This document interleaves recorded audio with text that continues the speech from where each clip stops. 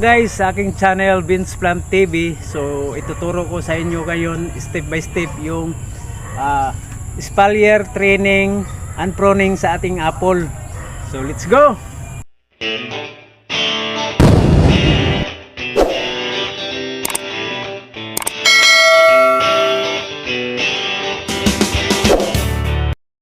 Unang-una na ginagawa ko dito sa ating grafted na apple.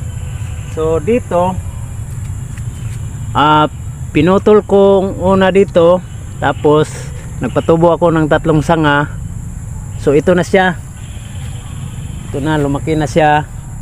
So nakabent na siya, ito din. So tumubo siya hanggang dito.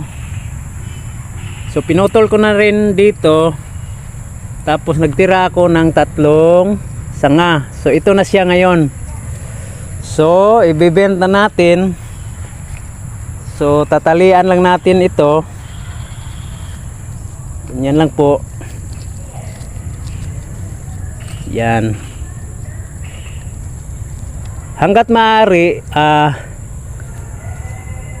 dapat bata pa yung mga sanga natin, ay kailangan na nating i-bend para hindi tayo mahirapan pag lumaki na siya.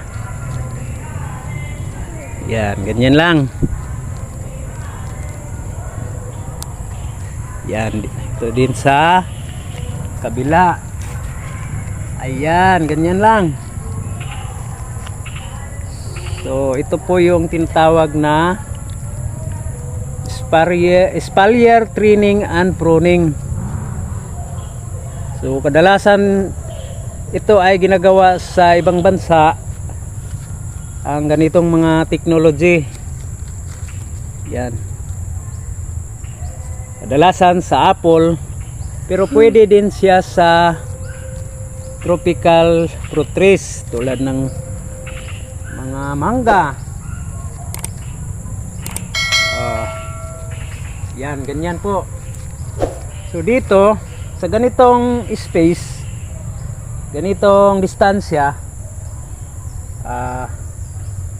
bali 3 andana lang ang i-train ko dito, no? So pagdating dito, puputulin ko ito yung pinakatap na, yung pinakatap niya. So 2 sanga na lang ang ating patutubuin dito, kasi ito ay last na pinakatap natin. Ito na yung last na pangatong andana. Dito lang tayo, ito na yung pinakalas, no? So ito na siya ngayon, tapos na tayo. Yan, ayan na po siya, oh.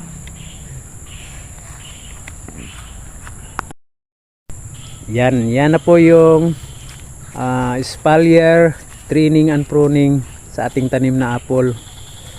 Yan na po siya, oh. So sa pinakatap, yung pangatlong andana, so patutubuin pa natin ang 2 sanga. Yun na yun ang huli.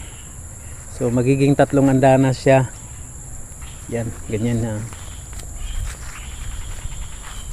Yan na po yung espalier training and pruning sa ating tanim na apple. Kung nagustuhan nyo po yung video kong ito, huwag nyo pong kalimutan na mag-like and share at subscribe. Pindutin nyo po yung subscribe button para updated kayo sa mga bago kong video. So salamat po.